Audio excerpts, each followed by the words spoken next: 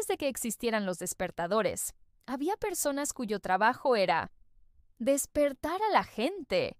Se llamaban knocker-ups y usaban varas largas, piedras o incluso cerbatanas para golpear ventanas y asegurarse de que sus clientes se levantaran a tiempo.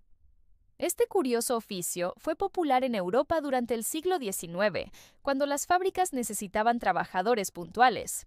¿Y quién despertaba al despertador humano? Pues nadie. Confiaban en su propio instinto.